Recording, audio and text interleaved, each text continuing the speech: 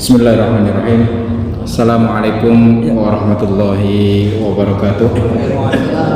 Alhamdulillahil wahidil qahhar, al-azizil ghaffar, mukawwiril laili 'alan nahar, tadhkiratan liulil qulubi wal absar.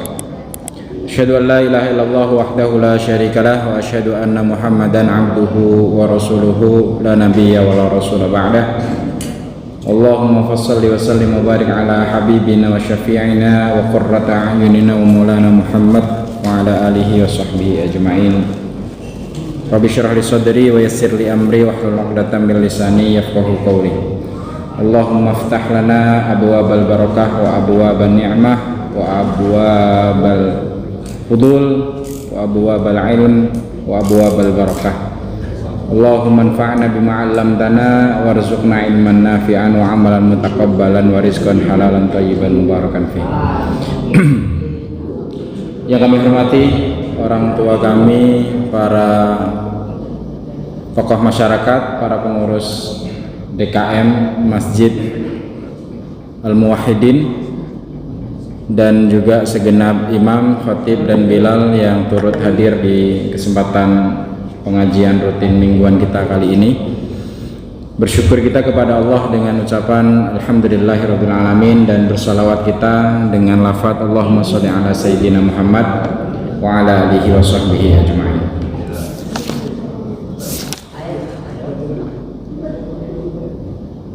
Di kesempatan yang lalu, 1 bulan lebih nampaknya, saya pernah mengisi pertama kali di sini dan saya membawakan sebuah kitab yang berjudul Riyadhus Shalihin, yaitu kumpulan hadis-hadis yang dikarang oleh Al-Imam An-Nawawi. Waktu itu sudah saya sampaikan kenapa saya membawakan ini, karena dari sekian banyak tayangan yang saya simak di YouTube, karena hampir semua pemateri di kajian Selasa malam Rabu ini terdokumentasikan dengan baik ya, ada beberapa channel, dan sepertinya kitab ini belum begitu, sehingga kemarin saya membawakan. Dan agar tidak loncat-loncat, maka mohon izin untuk kemudian nanti akan saya lanjutkan terkait apa yang telah kami sampaikan di kesempatan yang lalu. Untuk mengingat, karena kita waktunya tidak banyak, jadi langsung ya, sebab kita sudah membawakan materi hadis pertama di kesempatan yang lalu, yaitu hadis yang membahas tentang sesungguhnya segala amal tergantung niatnya. Itu sudah kemarin beberapa kita bahas. Maka kita di kesempatan kali ini akan masuk di hadis yang kedua dalam bab babul ikhlasi wa ihdharin niyyah fi jami'il a'mali wal aqwalil barizah wal khafiyah, dalam kaitannya tentang pembahasan makna ikhlas dan menghadirkan niat dalam segala jenis amal perbuatan, baik yang nampak maupun tidak nampak. Di hadis yang kedua, mohon izin untuk saya bacakan. Wa an ummil mu'minina ummi Abdillah Aisyah radhiyallahu anha, an ummil mu'minin, diriwayatkan dari ummul mu'minin. Ummul mu'minin adalah gelar yang kalau diterjemahkan itu adalah ibunya kaum mukminin. Siapa dia? Dia adalah ummi Abdillah Aisyah. Ada pertanyaan yang muncul. Di sini disebutkan ummi Abdillah Aisyah. Padahal kita tahu bahwasanya ibunda Aisyah tidak memiliki keturunan, tidak memiliki seorang putra atau putri, tetapi di sini diberikan gelar Ummi Abdillah. Kalau diterjemahkan, diriwayatkan dari ibunya Abdullah yang bernama Aisyah. Maka kemudian ulama menjelaskan kenapa ibunda Aisyah diberi gelar Ummi Abdillah atau Ummu Abdullah, sebab ada seseorang anak Abdullah bin Abbas yang kemudian sudah dianggap seperti anaknya sendiri. Itu kenapa diberikan gelar Ummu Abdullah Aisyah radhiyallahu anha. Bagaimana perkataannya? Qala Rasulullah sallallahu alaihi wasallam, yaghshu jaisun al-Ka'bah. Suatu ketika nanti, Nabi yang bilang, ada sekelompok orang yang akan menyerang Ka'bah. Yaghzu, menyerangnya dalam bentuk ghazwah. Jadi untuk diketahui Bapak Ibu jamaah Masjid Al-Muwahhidin yang dirahmati Allah Subhanahu wa taala, dalam istilah peperangan itu ada dua jenis. Yang pertama namanya ghazwah. Apa itu ghazwah? Ghazwah adalah peperangan yang di dalamnya ada rajanya. Ada raja atau pemimpin tertingginya, itu namanya ghazwah. Maka kita mengenal dalam sirah Nabawi, ghazwah itu tidak banyak. Ada beberapa yang terhitung dalam lembaran sejarah, misalnya Al-Ghazw Al-Badr, perang Badar, Ghazwul Uhud, perang Uhud, Ghazwul Khandaq, perang Khandaq, dan lain-lain. Yang di situ dia melawan sebuah kelompok yang memiliki pimpinan atau raja. Tapi ada lagi jenis yang lain, yang perang kecil-kecilan tanpa dipimpin oleh pimpinan tertinggi. Jadi cuma ngirim pasukan gitu. Namanya sariyah. Nah, sariyah ini banyak sekali. Dalam sejarah Nabi hampir setiap 3 bulan sekali Nabi itu perang. Entah perangnya skala besar ataupun skala kecil gitu. Nah, nanti akan datang pasukan yang yaghzu, yang menyerang Ka'bah. Dan dari dulu sudah pernah sejarahnya Ka'bah itu selalu hampir dalam setiap masa ada selalu pasukan yang menyerang. Dulu kita kenal dengan istilah pasukan gajah yang dipimpin oleh seorang raja yang bernama Abrahah, yang membawa pasukan yang mengendarai gajah. Makanya diabadikan dalam surat Al-Fil. Lalu dalam sejarah yang kami baca, penyerangan Ka'bah terakhir itu sekitar tahun 1979 oleh sekelompok orang yang merupakan pengikut Ibn Taimiyah yang kita kenal sekarang itu dengan Wahabi. Cuma waktu itu Wahabinya terbagi menjadi dua. Yang satu bukan bersekutu ya, yang satu merapat dengan penguasa, yaitu Raja Ibnu Saud yang mendirikan kerajaan Arab Saudi, yang kemudian secara kebijakan tidak terlalu ekstrim. Nah, yang satu kelompok dia ekstrim sekali dengan cara apa? Menghancurkan setiap monumen bersejarah yang telah dibangun oleh raja-raja atau pimpinan-pimpinan sebelumnya. Misalnya ada sebuah tempat yang itu merupakan rumah dari Abu Bakar, diratakan. Atau jangankan kuburan yang berbatu nisan begitu. Jadi semacam bangunan yang itu merupakan bentuk monumen bersejarah sama mereka diratakan dengan tanah, karena dianggap itu sebagai sebuah bentuk kesyirikan. Termasuk Ka'bah. Ka'bah ditembak, ingin diratakan, karena mereka menganggap bahwa Ka'bah itu sudah banyak diisi oleh hal-hal atau benda-benda yang menuju kepada sebuah kesyirikan. Dan sampai sekarang menurut yang saya baca masih ada bekas-bekas tembakannya, itu masih ada. Maka kata Nabi melanjutkan, fa idza kanu bi baida minal ardi, sampai kemudian pasukan ini di sebuah tempat, Baida nama tempatnya, yukhsafu bi awwalihim wa akhirihim, Allah ratakan mereka dari mulai yang terkecil sampai terbesar, dari mulai yang muda sampai yang tua, di bumi hanguskan semuanya di sebuah tempat yang bernama Baida. Mereka anggaplah mereka dari Bulian, mereka mau menyerang ke Mandiangin, sampailah di Tembesi, kira-kira gitu, diratakan dengan tanah. Nah, yang menarik kemudian Aisyah protes atau bertanya. Inilah kemudian perbedaan antara hadis-hadis yang diriwayatkan oleh Aisyah dengan hadis-hadis yang diriwayatkan oleh sahabat yang lain. Rata-rata hadis yang diriwayatkan oleh Ibunda Aisyah itu secara kedalaman makna lebih dalam, secara detailnya sebuah masalah lebih detail, karena beliau adalah istri Nabi. Jadi secara psikologi memberikan pertanyaan itu ndak ada sekat gitu, bebas-bebas saja mau bertanya seperti apa. Lalu Ibunda Aisyah kemudian bertanya, "Ya Rasulullah, kaifa yukhsafu bi awwalihim wa akhirihim?" Bagaimana ceritanya Allah kok membinasakan orang setembesi tadi itu? Jadi bukan hanya pasukannya saja, ternyata setembesi-tembesinya diratakan dengan tanah. Wa fihim aswaquhum. Sedangkan di tembesi itu, kita anggap tembesi ya, analoginya biar mudah. Nah, nampak tempatnya itu bibaida. Nanti jangan terngiang-ngiang tembesi diratakan dengan tanah, bahaya. Wa fihim aswaquhum. Sedangkan di sebuah tempat itu, baida namanya, itu ada pedagang-pedagang yang mereka tidak ikut-ikutan dengan program ingin menghancurkan atau menyerang Ka'bah itu.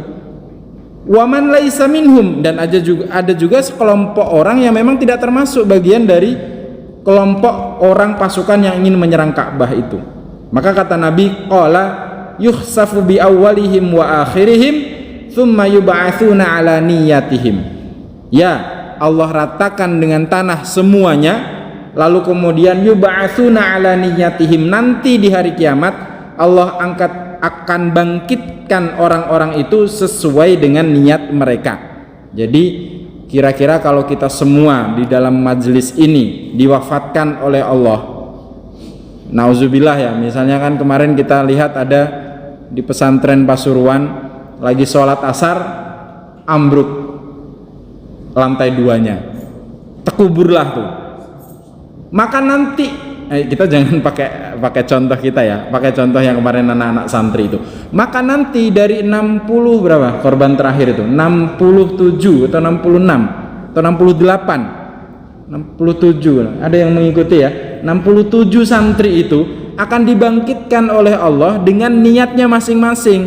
Dan jangan salah, tidak semua yang sholat, menurut pemahaman kita, tidak semua yang sholat asar di masjid pada waktu sholat asar adalah orang-orang yang memang berniat sholat asar karena Allah.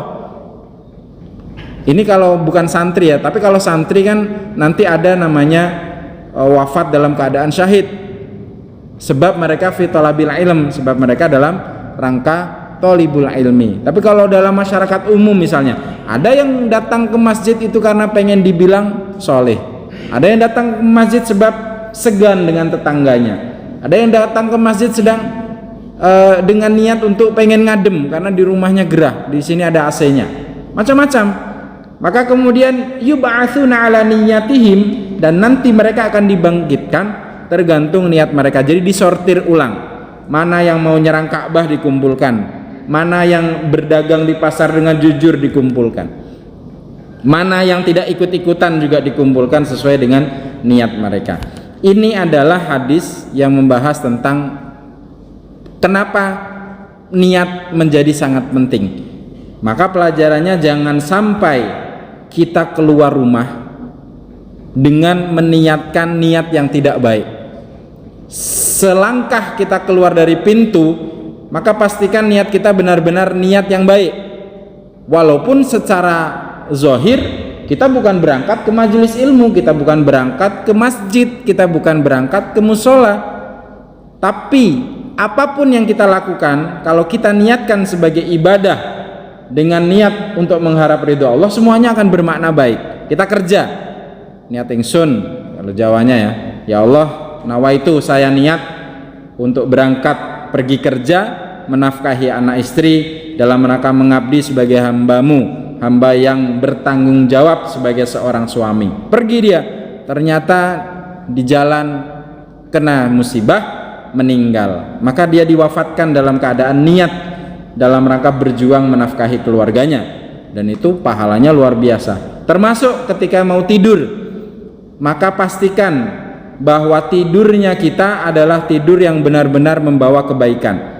Karena kalau dalam istilah ulama, tidur kita itu bagaikan kematian yang sebentar. Bisa jadi kita dibangunkan, bisa jadi kita kebablasan. Maka kita tidak pernah tahu apakah kita besok masih bangkit kembali, masih melek kembali. Dan itu setiap hari harusnya kita terbayang dan bertanya-tanya. Maka dari sahabat dan para ulama mencontohkan bahwa sebelum tidur kita bermuhasabah, kita introspeksi dari sejak subuh tadi ngapain saja. Kita bertemu dengan siapa, apakah kita membuat mereka sakit hati, dan juga kita yang paling penting dari muhasabah adalah memaafkan. Kita maafkan orang-orang yang tadi menyakiti kita, siapapun. Dan memaafkan itu adalah derajat yang paling tinggi dari seorang akhlak orang mukmin dan orang muslim. Sebab memaafkan itu luar biasa susahnya. Sudah saya maafkan Ustaz, tapi masih terbayang sakit hati saya. Tidak apa-apa, pelan-pelan, namanya juga manusia. Tapi dengan memaafkan minimal kita melapangkan dada kita. Lalu kemudian kita tambahi dengan namanya zikir Aisyah. Zikir Aisyah itu ada sebuah hadis yang Nabi memberikan perintah atau memberikan contoh kepada Aisyah, sebelum tidur wahai Aisyah bacalah zikir yang kita baca setiap habis sholat. Subhanallah 33 kali, Alhamdulillah 33 kali, dan Allahu Akbar 33 kali. Jadi seperti zikir setelah sholat kita baca sebelum tidur, ditambahi dengan ayat kursi, ditambahi dengan trikul, 3 kulhu, kul a'udzu birabbil nas, kul a'udzu birabbil falak, kul huwallahu ahad. Insyaallah hati kita lapang. Besok bangun pagi jika Allah takdirkan masih bangun, maka bangun dengan semangat baru, dengan kejernihan kolbu untuk kembali menjadi hamba yang siap menjalani takdirnya dalam hidup ini. Kalaupun dia nanti kemudian diberikan keluasan, diberikan kesenangan, dia bersyukur. Kalaupun ternyata harinya masih sama dengan hari kemarin, dia bersabar. Mungkin belum waktunya begitu. Hadis yang kedua, hadis yang ketiga dan keempat ini maknanya hampir sama, kita lewatkan dan kita masuk ke hadis yang kelima. Wa an Abi Yazid Ma'an bin Yazid. Ada seorang sahabat yang bernama Abu Yazid, nama aslinya Ma'an. Abu Yazid Ma'an bin Yazid bin Al-Akhnas radhiyallahu anhum. Wa huwa, dalam keterangan hadis ini disebutkan, wa huwa wa abuhu wa jadduhu sahabiyun. Ada 3 nama. Yang pertama namanya Abu Yazid. Abu Yazid ini julukan, nama aslinya Ma'an. Nanti kita ingat-ingat ya, ada seorang anak namanya Ma'an, lalu dia punya ayah namanya Yazid. Yazid punya ayah namanya Akhnas. Tiga-tiganya huwa wa abuhu wa jadduhu sahabiyun. Dan ini yang istimewa. Jadi tiga-tiganya adalah termasuk sahabiyun, sahabat Nabi. Tidak banyak yang kemudian 3 generasi masih menjadi atau masih terhitung sebagai sahabat Nabi. Kenapa? Menurut ilmu hadis, ulama ilmu hadis, definisi sahabat atau kata suhbah awalnya adalah yang pertama man ra'an nabi. Siapakah sahabat? Sahabat adalah definisi pertama atau syarat pertamanya adalah man ra'an nabi. Siapa yang pernah melihat Nabi? Abu Jahal sahabat enggak? Bukan, tapi dia melihat Nabi. Abu Lahab melihat Nabi, atau Asya fi asrin Nabi, atau bahasa lainnya melihat Nabi adalah hidup di masa Nabi. Asya fi asrin Nabi waro'an Nabi, hidup di masa Nabi dan melihat Nabi. Sebab nanti ada seorang yang diceritakan oleh Nabi yang dia hidup di masa Nabi tapi tidak pernah melihat Nabi, tapi dia beriman. Namanya Uwais Al-Qarni. Kalau pernah mendengar kisahnya, yang dia menggendong ibunya dari negeri Yaman menuju ke Mekah dalam rangka berhaji, digendong selama berbulan-bulan. Tidak pernah melihat Nabi, tapi hidup sejaman dengan Nabi. tapi tidak dikategorikan sebagai sahabat. Kategorinya adalah tabi'in. Tabi'in itu pengikut sahabat, generasi setelah sahabat.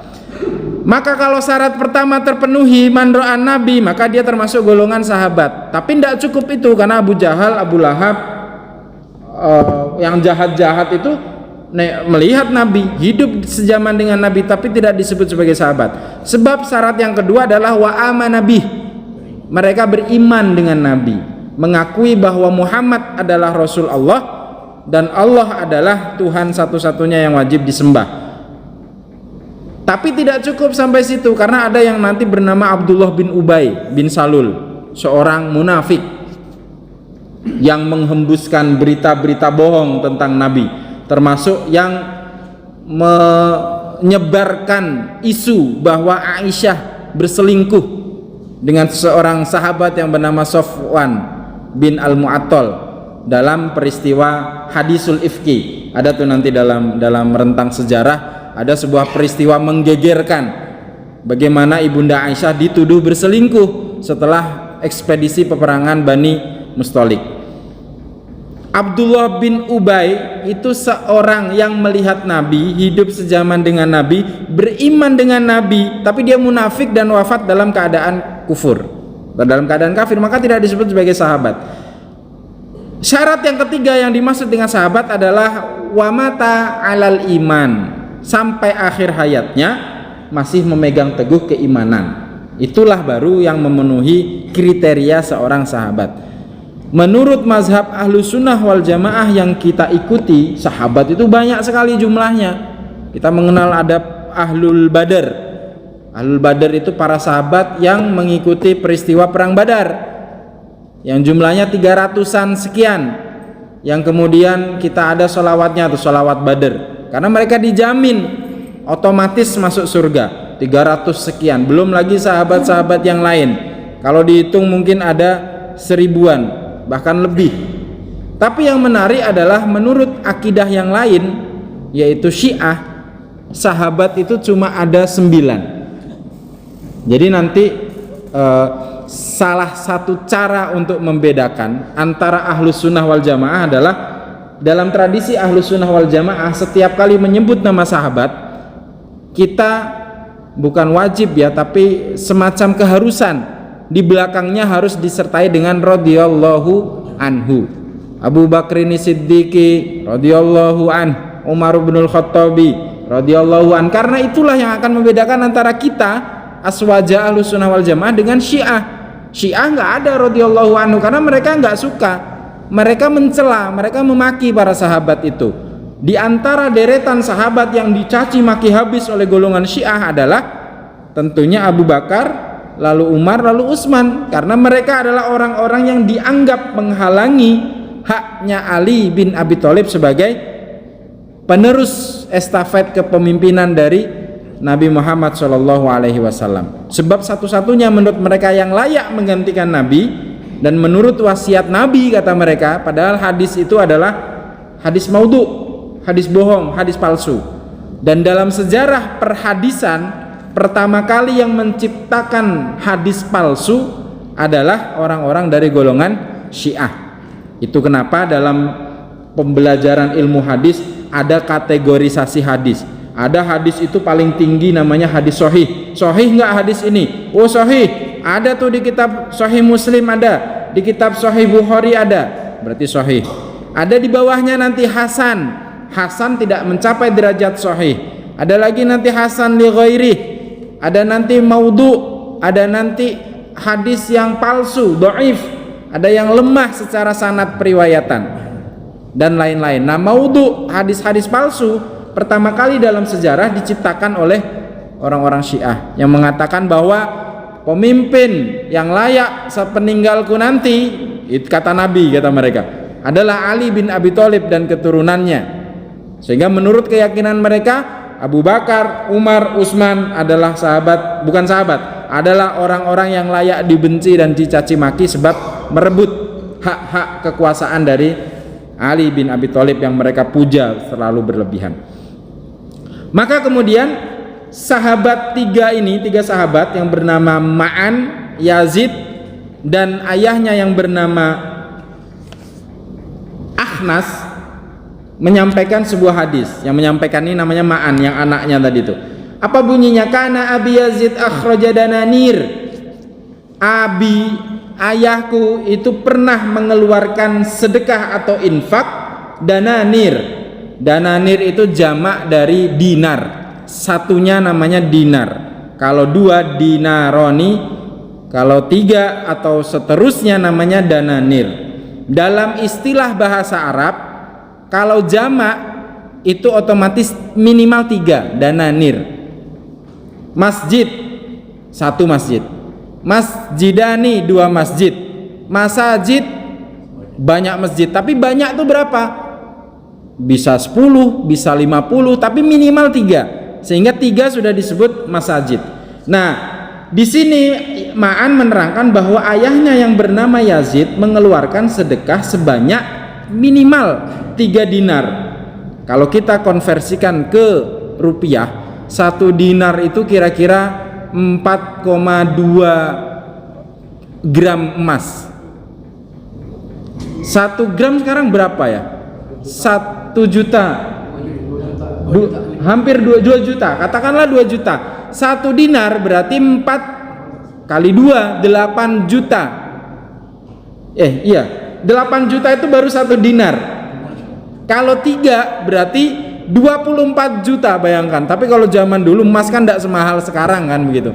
Emas zaman saya nikah 2013 itu saya masih dapat harga 400.000. Itu pun juga tidak banyak-banyak beli emas untuk maharnya begitu. Udah semurah itu kan begitu. Bayangkan menginfakkan uangnya sebanyak katakanlah 24 juta karena minimal 3 dinar. Fawadha'aha 'inda rajulin fil masjid. Dan tradisi dulu sama kayak kita ada kotak infak itu di depan pintu. Dulu itu ditaruh aja kotak infak dan kotak infaknya tidak digembok. Jadi siapapun yang mau berinfak ditaruh di situ dan siapapun yang membutuhkan dia mengambil dari kotak itu. Dulu. Sekarang yang naruh 2 yang ngambil rebutan. Gitu. Fajitu fakhadtuha. Sama Ma'an. Jadi gini ceritanya, Yazid ini hobi sedekah tapi pelit sama anaknya. Nggak suka ngasih jajan ke anaknya, jarang ngasih uang ke anaknya. Sampai kemudian Ma'an ini merasa bahwa dia termasuk orang yang berhak mengambil uang infak yang ada di kotak masjid itu. Nah, tibalah ayahnya naruh 3 dinar, dikuntit dia dari belakang, diambillah uang itu. Lalu ketika pulang kemudian heran Yazid nih. Faqala wallahi ma iyyaka aradtu wa ma laka hadza almal. Kata Yazid, "Nak, kamu dapat uang dari mana?" Karena Ma'an itu masih kecil, tidak mungkin anak kecil memegang uang sebanyak 24 juta, 3 dinar kira-kira gitu. Sedangkan kata Yazid, pasti kamu ngambil dari kotak tadi. Ayah naruh tadi di situ. Wallahi ma iyyaka aradtu, tapi bukan itu maksud ayah. Ayah itu maksudnya adalah berinfak agar kiranya orang-orang yang membutuhkan itu mengambil atau mendapatkan manfaat dari situ. Kenapa engkau mengambilnya? Fa khasamtuhu ila Rasulillah sallallahu alaihi wasallam. Ma'an pun tidak terima atas perkataan ayahnya, sebab dia merasa saya berhak untuk mengambil karena saya butuh, sedangkan kau pelit wahai ayah, tidak memberikanku uang yang cukup, katanya gitu. Maka mari kita mengadu kepada Rasulullah. Nah, enaknya zaman dulu setiap tertimpa apapun masalah datang ke Rasul, selesai urusan. Datanglah mereka berdua. Faqala, kemudian Rasul tersenyum dan menyampaikan kepada mereka, lakama nawaita ya Yazid. Kata Rasul, wahai Pak Yazid, lakama nawaita, engkau sudah mendapatkan apa yang engkau niatkan. Engkau tadi niatnya apa? Saya niat infak wahai Rasul, agar uang saya itu dinilai sebagai Allah sebagai infak yang kemudian dicatat sebagai catatan pahala untukku nanti. Maka lakama nawaita, engkau mendapatkan apa yang engkau niatkan. Walakama akhadta ya Ma'an, dan engkau Ma'an anak Pak Yazid, engkau pun berhak mendapatkan apa yang telah engkau ambil dari kotak itu. Jadi dua-duanya bahagia. Ya, yang satu Pak Yazid dapat pahala niatnya, Yang satu adalah mendapatkan pahala sebab dia merasa membutuhkan. Jadi tidak ada yang dirugikan dari situ. Walaupun mungkin Pak Yazid masih dongkol juga, oh anak saya yang ngambil gitu. Entah, ada memang tipikal orang yang dengan keluarganya itu pelit, tapi dengan kawannya itu jor-joran sekali. Itu ada memang tipikal yang macam itu. Nah, nanti ada tuh muncul pertanyaan biasanya dari kalangan ibu-ibu, Pak Ustadz, apa hukum mengambil uang yang ditaruh suami di bawah bantal begitu, sedangkan dia jarang memberikanku nafkah yang layak. Itu ada aja tuh pertanyaan macam itu. Apakah kira-kira hukum uang itu halalkah atau haramkah dan seterusnya. Maka nanti akan dikaji tuh, kira-kira haknya seperti apa, suaminya sudah memberikan nafkah yang seharusnya atau tidak, kebutuhannya berapa, itu nanti panjang jawabannya. Tidak serta-merta engkau sah karena engkau istrinya, tidak bisa juga. Karena ada yang model ibu-ibu sekarang tuh dikasih berapapun habis gitu, dikasih berapapun. Tapi ada yang kemudian dikasih ya secukupnya, dia merasa cukup. Tapi ada juga yang kebangetan begitu, ngasih tidak seberapa, minta dicukup-cukupkan gitu. 10.000 cukup kan untuk seminggu deh. Jangankan seminggu bang, setahun aja cukup. Lalu kau belikan apa? Beli kalender katanya gitu. Beli kalender kan cukup dia. Kalender 10.000 awet tuh sampai setahun. Habis sampai tanggalan Desember tanggal 31. Maka kemudian belajar dari sini orang akan mendapatkan apa yang dia niatkan. Maka kalau kita misalnya menemukan nanti di jalanan anak-anak yang pang, yang bertato, yang kemudian meminta-minta, itu nanti kita akan terbelah tuh, pasti menjadi dua. Yang satu menganggap bahwa mereka masih sehat kok, masih bisa mencari kerja, ngapain ngasih. Nah yang satu mengambil pendapat bahwa ada ayat yang berbunyi wa fi amwalikum haqqun lis-sa'ili wal mahrum, di Al-Qur'an disebutkan, dan di dalam harta-harta kalian terdapat hak orang yang meminta-minta dan orang yang malu untuk meminta. Kalau mereka kategorinya adalah di lampu merah itu meminta, ya sebenarnya secara tekstual dari ayat tadi ya mereka berhak atas harta kita. Tapi kemudian ada yang mengambil pendapat kalau misalnya itu dipakai beli minum-minuman, dipakai mabuk, dipakai ngeslot apalagi kan, ikut kenala aliran kita. Nah menurut hadis ini tergantung kita niatnya seperti apa. Kalau kita niatkan adalah kita berinfak, bersedekah, urusan nanti uang itu akan dijadikan apa, itu babnya beda lagi. Tapi ada juga nanti yang kemudian misalnya ada hadis yang mengatakan bahwa Rasul menyatakan kalau kita ingin dimudahkan urusan kita dan ingin dilancarkan segala hajat kita, maka usaplah kepala anak yatim. Redaksi hadisnya begitu.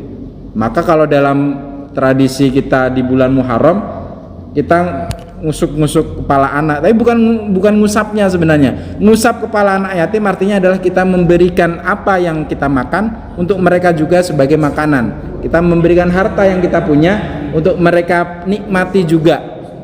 Maka kalau kita ingin dilembutkan hatinya, ingin dimudahkan urusan kita, kita cari anak yatim, tapi anak yatimnya kita pilih.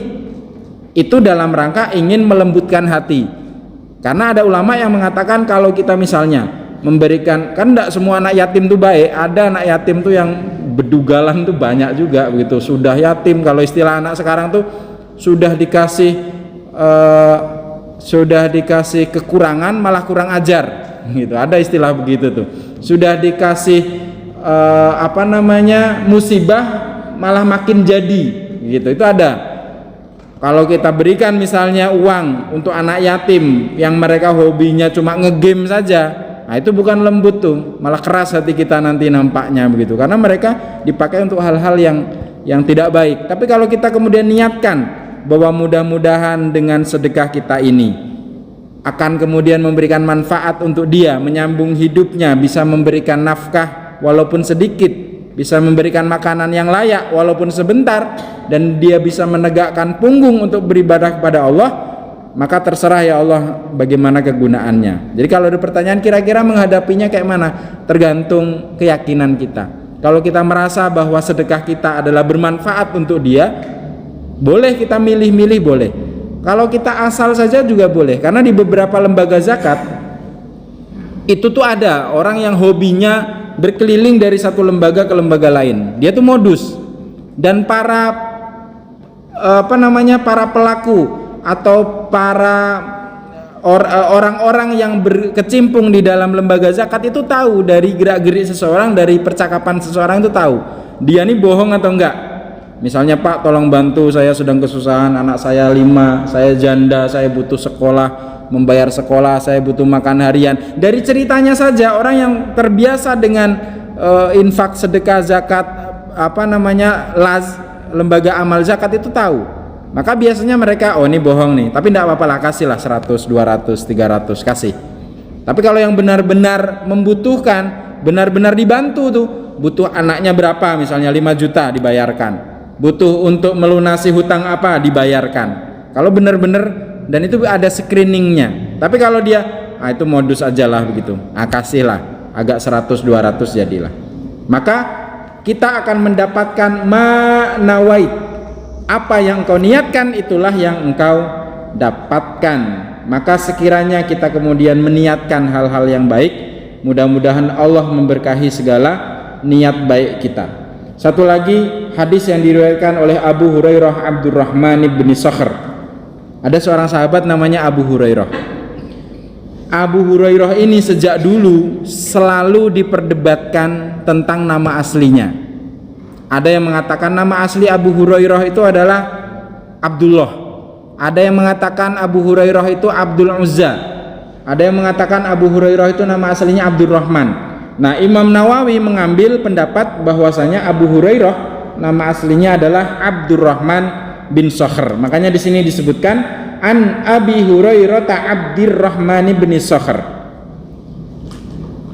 Kenapa disebut Abu Hurairah? Karena Abdurrahman ini hobinya membawa anak kucing dalam tasnya.